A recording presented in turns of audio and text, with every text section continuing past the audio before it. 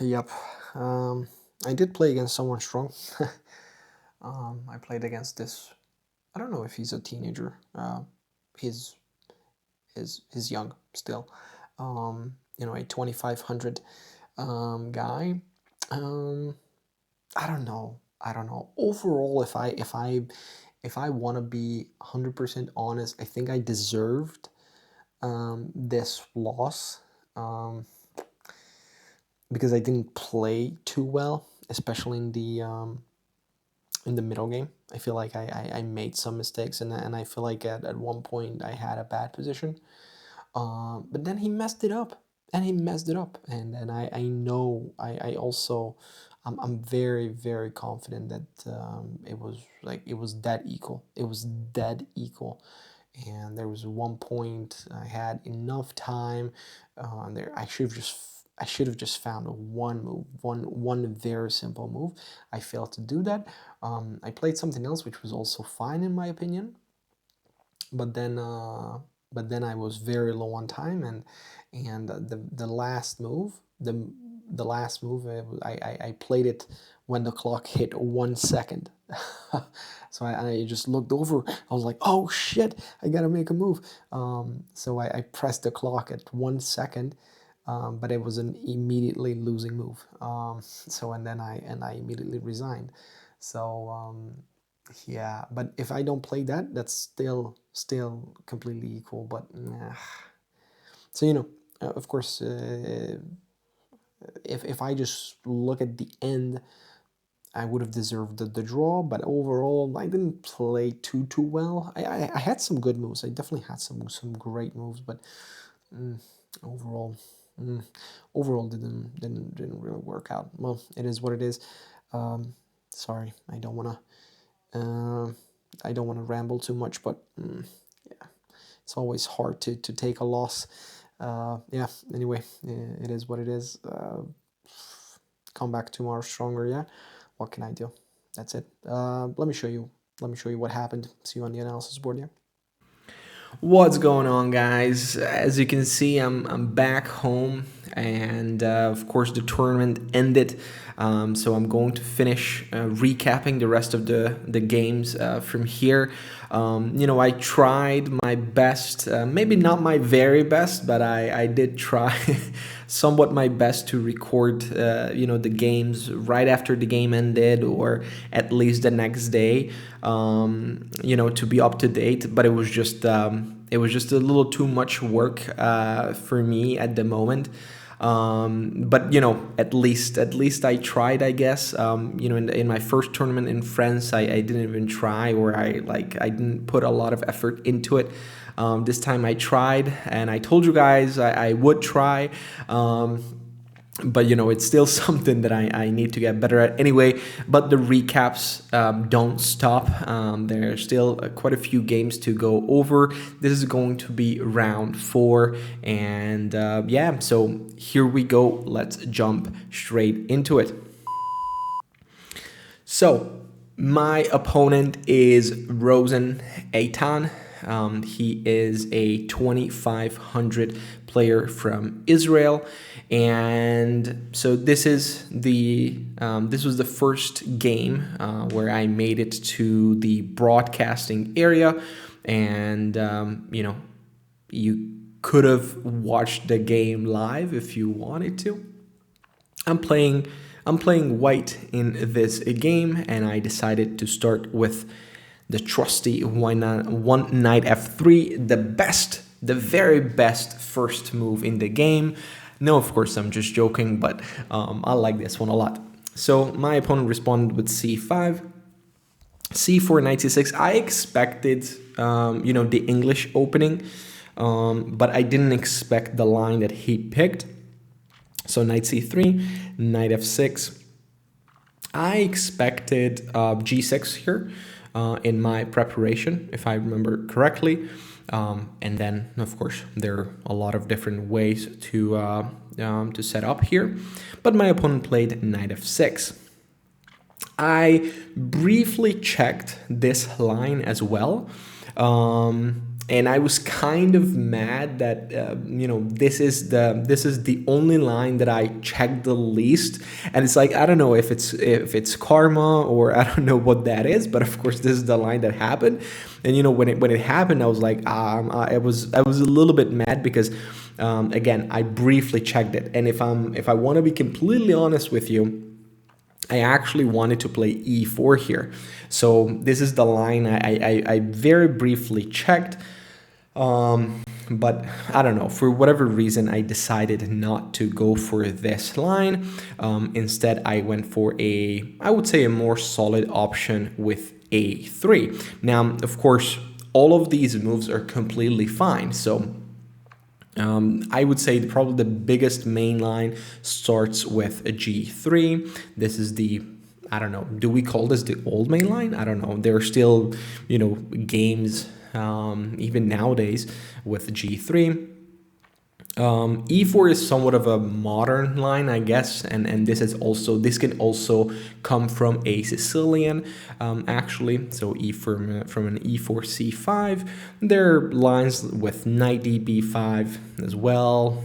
There's bishop f4. There's bishop g5. All kinds of line, but again. I decided to stay solid with a3. So I did know a few things about this line as well, and I felt a little bit more comfortable with a3 than e4. Even though I briefly checked e4, but I never really played e4 before, so I was like, you know what, I'm just gonna stay solid here. So there are basically two moves here. I was mainly familiar with bishop e7, which is technically the main line, let's call it that. But bishop c5 is also another popular option. I did know this line a little bit as well, but I didn't know everything about this. I definitely knew more about bishop e7. So after bishop e7, white plays some like e4, castle, white jumps back to f3 to play around d5, so black can just break through that easily. But overall, this line should be equal. Now, my opponent played bishop c5. I jumped back to b3, which is a very natural move. I mean, there isn't really another move. Anyway, and here, again, there are two moves here. Black could go back to e7, and again, somewhat similar, position. Like I showed you before. The difference is that now my knight is going to be on b3 instead of f3. Now, again, similar structure, somewhat similar plans. Obviously, there is a little bit of a difference here, having the knight on b3 instead of f3. But my opponent played the move bishop b6. And so here I played the, I don't know, what should I call this, the second most popular? Maybe.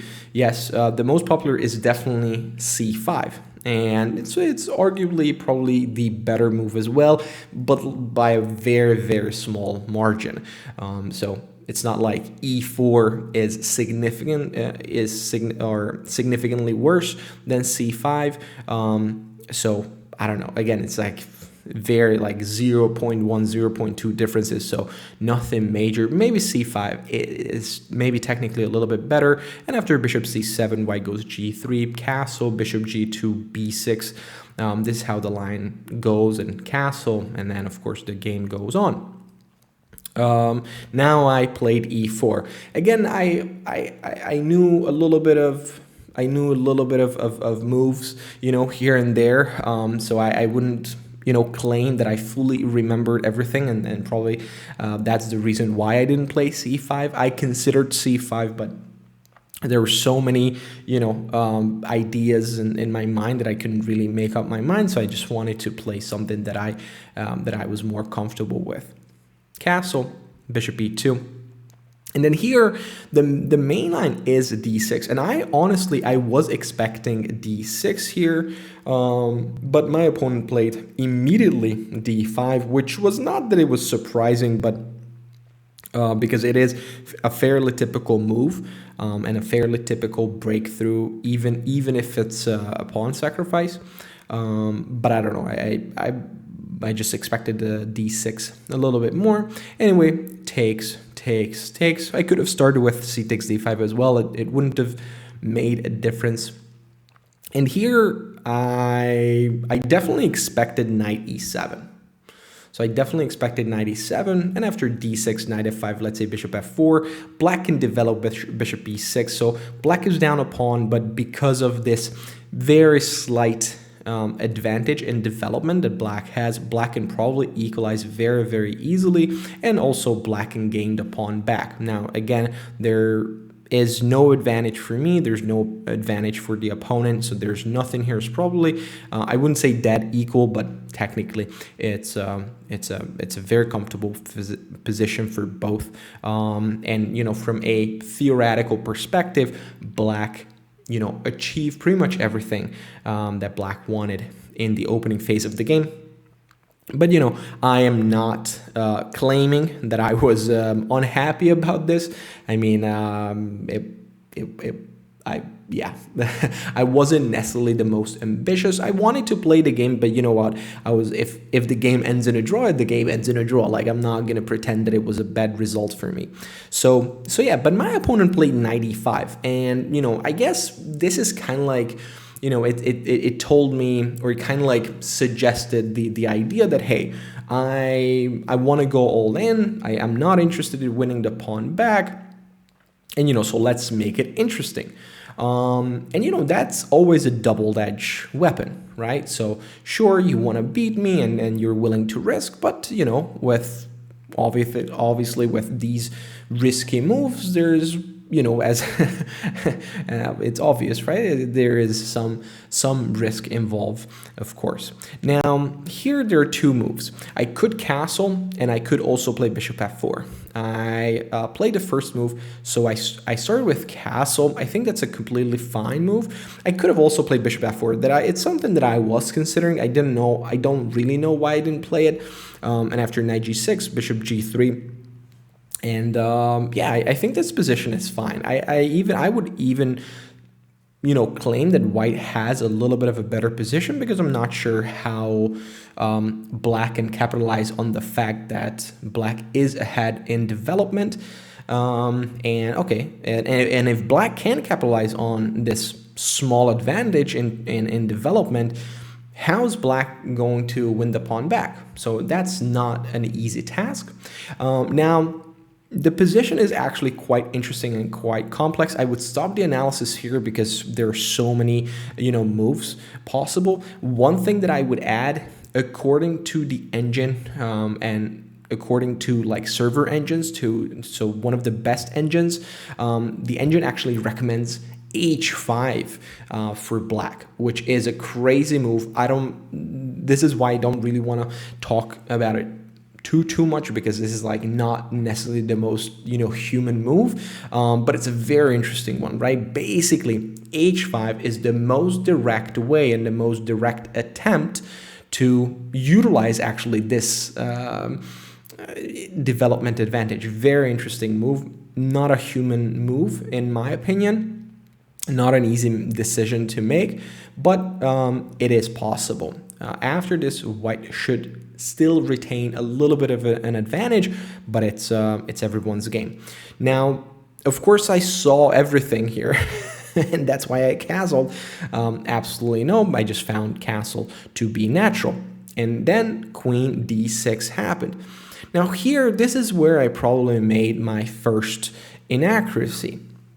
So here, I played the move knight d4. I found knight d4 to be a very logical move to activate the knight. The knight on b3 didn't really do too much, and I just wanted to bring it back into the game. But this was a slight mistake, especially because I made a tiny or not so tiny calculation blunder. So let me show you. Let me show you first, actually, what would have been the best move or the better move, a move that I considered and I just under-evaluated or under-appreciated. So I wanted to play the move bishop f4, and I was looking at this move bishop f4, which was, again, the better move. But of course, I I kind of, I don't know, discarded it just because of this idea of knight f3 and bishop takes f3, queen takes f4, and I was like, sure, I get to retain that pawn on d5, but now opponent has the bishop pair, and I felt like this is on its own enough counterplay and compensation for black, so I immediately discarded it. And this was a mistake because actually my position is completely fine, and I am able to finish development, and actually you don't have that huge initiative. And also I missed an idea here that it's an idea that I missed pretty much throughout the game, and it's something that I missed later on as well. So for instance, g3, if you go back to block the pawn, to blockade the pawn, I have knight d2. I can easily activate the knight. I can go knight c4 or knight e4. White has a clear advantage here. If you go something like queen g5, now I have knight a4, and knight a4 is a key move. Knight a4 is a move, by the way, that I saw. I was aware, and actually later in the game it happened. And it was also a very strong move, but the idea behind it I actually missed, because throughout this, throughout the game and the structure, I kind of missed it after knight a4 and bishop c7, of course, because black doesn't want to give up the bishop pair.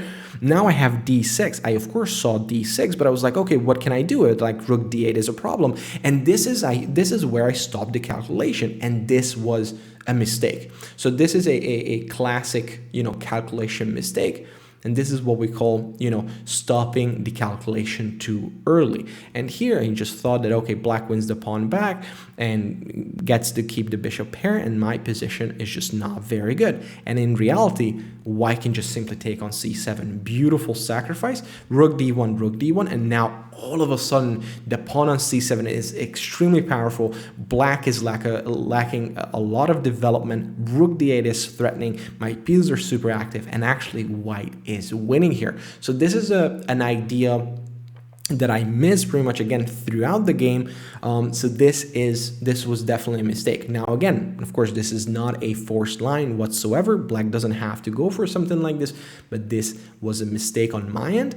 But overall here, I just simply stopped the calculation somewhat here. Like I, again, briefly went through this line or these ideas, but I just missed this queen sacrifice, and also just in general, I thought that black has enough here, which is just simply not enough. So bishop f4 would have been a great move.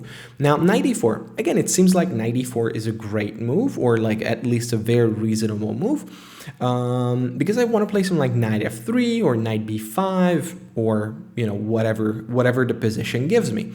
And now my opponent played knight g4, and that kind of surprised me, and it was like, wait a second, I mean, it's not that dangerous. Like I calculated this as well, and my initial idea was to play knight f3, and this is basically, I realized that I made a blunder, because after my opponent, or when my opponent played knight g4, I was like, okay, what is this? I just play knight f3.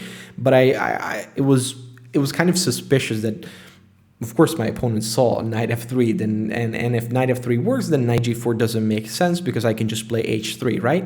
But black has knight takes f2. And I realized it, and so I calculated this line all the way, and I think I was precise with my calculation here. Knight g4, knight e4, queen g6. So my pieces are getting a little bit overwhelmed.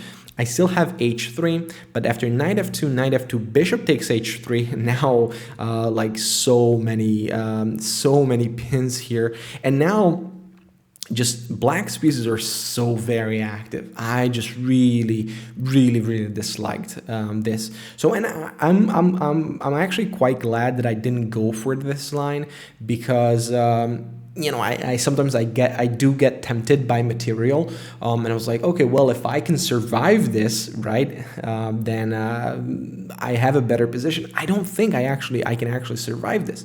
Like this is a tough position to be in. So I did make the right call by playing g3 and not going for the other line. Now queen e5, knight f3. Of course, knight was hanging, and queen h5 was a threat. So knight f3, queen h5. But now I'm already defending this h2. And I did play knight a4. So again, knight a4 here was a great move. Again, I think I made the right decision. Again, like I feel like knight a4 is a move that I think white should play anyway. But again, here I again missed the same idea. So luckily or not luckily, it didn't happen. Hopefully I would have found it in the game. But again, the same idea. And it's something that he even told me after the game, that he missed knight a4. Again, maybe he was also prepping bishop c7, but I do have the very same idea here with d6. And again, this is a move that I didn't really see. I mean, I did see the move, but I didn't see the following idea with d takes c7, the same idea, and it's just as good as before. So after knight a4, I'm basically forcing black to sacrifice the bishop on f2, which is, by the way, okay for black. So rook takes f2, knight takes f2, king takes f2, bishop g4. And so, okay, I still have to be very, very careful because I am lacking development here. So my pieces are a little bit awkward and my king is somewhat open or vulnerable.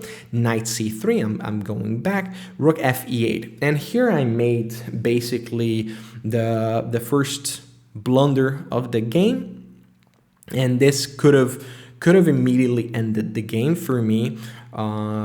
But okay, so here my best move would have been h4. H4 is, by the way, a move that I considered and I was looking at. But I thought that there is no difference, to be honest, between the two moves. So, but I don't know. I probably should have spent a little bit more time here. Interestingly enough, here, bishop f4, my move was played very not very quickly, but like relatively, fast, definitely compared to my usual time management. This move was played relatively fast, and then I realized like maybe even during the game I felt like this is a little bit sketchy. I was afraid of like g5s, and that's why I wanted to play originally h4, but I was like whatever, it's gonna be fine. And then I just realized that I missed the main move, and of course opponent played it. Rook takes e2 is just a very, very crushing move, really nice move. Unfortunately, I missed this one. After rook e2, I think my position is in ruins. So queen takes c2, rook e8. Not much I can do, to be honest. If the opponent takes on h2 after bishop takes f3 and takes on b2 as well, I think it's just, my position falls apart. I played queen b5, bishop f3, but again, it doesn't really matter. Even if I go queen d3, opponent takes on f3, takes on h2, I'm just losing here. So I played queen b5, and after takes, I played h4. Doesn't really matter what I do. Honestly, after rook e2, the position is already probably lost. So a6, queen b7. Now here, my opponent blundered back, luckily for me, and played the move knight e4. So actually knight e4 immediately gives the advantage away, which is very, very good news for me. Now here, there's a fantastic, beautiful move that actually gets the job done. Now, guys, if you made it this far in this video, I appreciate you as always. And I'm not going to tell you the line. So now, and not going to tell you the move, not going to tell you the line either. So if you're up for the challenge, comment down below, what do you think the best move is? And also give me or comment the detailed line in below. Okay, so this is a very interesting one, and not so easy in my opinion, and it's definitely not a move that you would necessarily consider from a human perspective. So it's not an easy one. Try to do your best. I'm actually very much looking forward to your comments. If you can comment, please do so, and also no cheating. Okay, so only I'm interested in your opinion, not the engines. Okay, so Black to move here, black to move here and wins. Okay, black to move here and wins. But my opponent played knight to e4. Now, knight e4 again gives the advantage away. Now, black can still technically retain a little bit of an advantage here because my king is a little bit weaker than the opponent's king, but it's not too bad. Bishop takes d5, and I played a very precise move. So the good thing about my position is that even though my king is a little bit sketchy, actually the opponent's king is also a little bit sketchy just because there's no escape route. So the back rank is for the time being is a little bit, vulnerable. So I do have rook e1, which is I feel like a very nice resource. Of course, queen cannot be captured, rook cannot be captured because of the back rank. Now, opponent moved away. And this is something that I'm quite mad about, to be honest. So in this situation, I have 11 minutes on the clock and my opponent has like 4 minutes on the clock. This is only move 28, by the way. And so, okay, not the greatest time management, but the position is not the most difficult. And so 11 or 12 minutes should be enough for me. And like, overall should be enough to finish the game with a decent result, or at least with not a loss. And also 11 minutes or almost 12 minutes is more than enough to find the easiest move. Now, the easiest move to completely equalize the game, very, very simple. I just simply should have played queen d1, and actually after queen d1 there's absolutely zero problem in the position. If you take on d1, doesn't matter, takes back. You have maybe even rook c2 if you want, but I have rook d2, no problem whatsoever. And I might even have like queen e3 if I'm even ambitious to win the game, whatever. I don't have to worry. If you want to keep the queen around, you can't. That's the beauty, because I have rook e5. It's a double attack. Now you don't lose the material because you have this check, but I can takes back. Again, I can play king e3, no problem whatsoever, or I can even just simply go back to e2, and I'm never ever losing this opposite colored bishop endgame. After the game, I was very, very pissed. When I realized there was this move, queen d1, I was genuinely like very pissed. Not because I played a bad move, it was just queen d1 would have almost immediately ended the game. Like, if objectively speaking, if I offer a draw after queen d1, there's almost no one who doesn't. Okay, maybe, I don't know. I'm just speculating here. It's silly to speculate about something like this, but either way, right? Like, I don't think I'm losing this ever. I would even play this against Magnus. Maybe I'm cocky here, but I don't know. I don't think that I ever lose those endgames. At least I shouldn't. So anyway, I played queen d3, which is, by the way, just as good. It's just queen d1 would have been significantly easier. Now bishop b7, rook e5, queen g4, rook e7, king 8, queen h3. But the problem is that queen d3, so I didn't find queen d1, but let me just jump back a little bit. But queen d3, I still spent like 7 or 8 minutes on queen d3. So in like 7 or 8 minutes, I didn't find queen d1, which is awkward, in itself.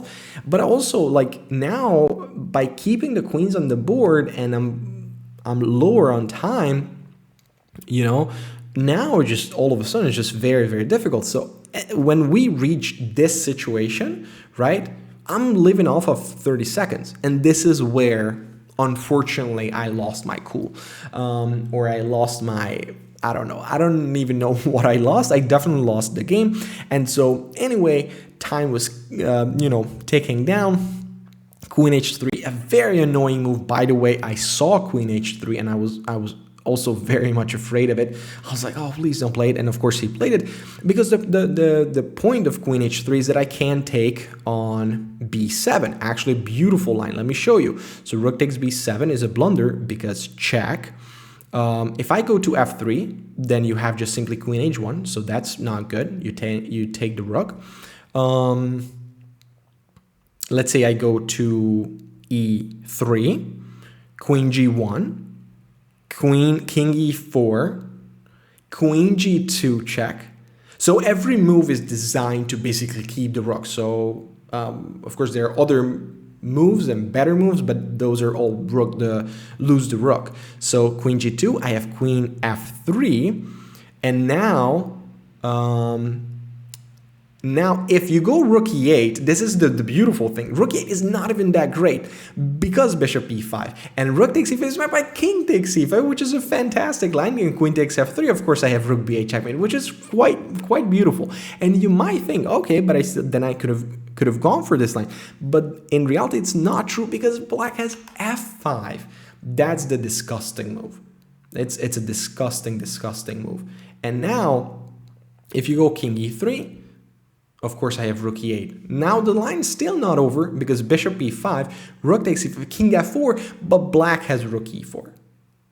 So basically, the last 30 seconds was basically spent on this, right? So when he played queen h3, I calculated all of this like very, very instant, and that was correct. And then, so I was like, oh crap, so I can't play this move. And it was like 5, 4, 3, and I was just, my mind was blowing up. I was like, I don't know what to do. And I just basically grabbed the queen and I put it on the square that was the closest to me because I would have flagged otherwise, right? And so I played the move queen e3. That was the closest piece to me, and that was the closest square. Because if I have to, let's say, so here, by the way, queen d7, right? Queen d7 would have been the best move. And after queen g2, king e3, queen f3, king d2, and I'm actually safe. Like, this is, objectively speaking, still equal. Like, technically, I'm not losing. So after queen d7, the position is surprisingly completely fine. But I actually wouldn't have had time to play queen d7 because I would have flagged. So very unfortunate. But I didn't even have time to like see all of these things at that point. So I just grabbed the queen, and this was the closest square to me. I played queen e3, and immediately when I played it, I'm like realized, oh, but this is just losing in one move. And of course, opponent with a big sigh of relief, he played rook c2, and I immediately resigned the game because I'm getting checkmated. So what's the point here? That, okay, well, I mean, king e1 or king g1 doesn't matter because queen h1 is coming and I'm getting checkmated. Otherwise, I'm losing the queen, and that's not good either. So yeah, I mean, very, very unfortunate. But as you saw it in my post game thoughts, I kind of somewhat deserve this loss. So let me just go back to this full cam mode. Yeah, I mean, I kind of deserved it. I don't think I played well. I calculated, in some moments I calculated really well, and some moments I didn't calculate so well.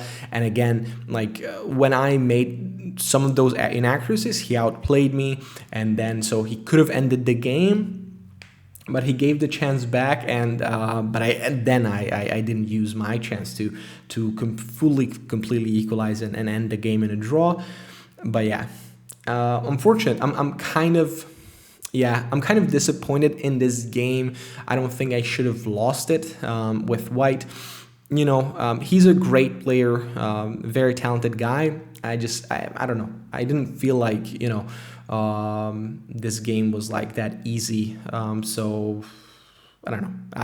It would have been nice. It definitely would have been nice to get this draw. It is what it is. But guys, remember, there was this very critical moment in the game where black could have beat me somewhat easily with not an easy move, and especially not an easy line. So if you want a little bit of a challenge, go back to that moment and comment it down below. And yeah, so that's it from me for this game. I hope you enjoyed it. And as always, I hope you learned something, and I will see all of you in round 5. Yeah. All right. Take care, guys.